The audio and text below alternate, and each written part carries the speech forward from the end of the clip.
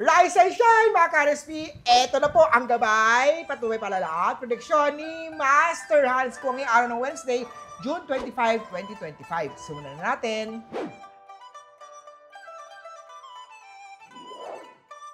Para sa mga pinanganak ng Year of the Rat, may isang unexpected message mula sa isang mahal mo sa buhay ang magpapasaya.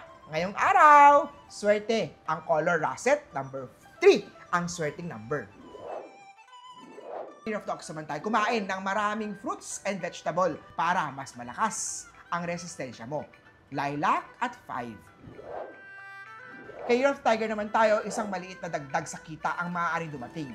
Huwag itong sayangin. Salmon at 1. Kay Year of the Rabbit naman tayo, this is a great day to show your creativity sa iyong trabaho.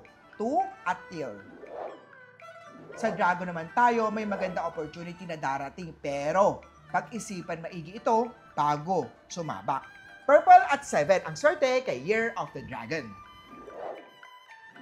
Para naman sa Year of the Snake, iwas-iwasan natin na masyadong pagiging kontrolado o controlling sa relasyon. Hayaan natin dumaloy ng natural yan. 4 at Indigo. Ito naman! Kay Year of the Horsey, iwas muna tayo sa sobrang caffeine para maiwasan natin ang insomnia o hindi pagtulog sa tamang oras. Crimson at 8. Sagot naman tayo, wag munang gumastos ng sobra lalo na sa luho. Pag-ipunan kung ano man ang gusto at always be maingat sa pera. Lavender at 9. Sa Monkey naman tayo, ang pagiging happy ang magpapagaan ng iyong moods kay partner. Green at 3. Isang opportunity sa negosyo ang maaaring dumating sa mga Year of the Rooster. Kaya maging bukas sa opportunity na to. Mint at 5. Sa Year of the Dog naman, ang pagiging tapat sa partner ang magpapalakas sa iyong relasyon. Vermilion at 7. Lastly, para sa Year of the Pig, magbubunga ng tagumpay ang pagiging masipag mo. Lucky color ay Sienna.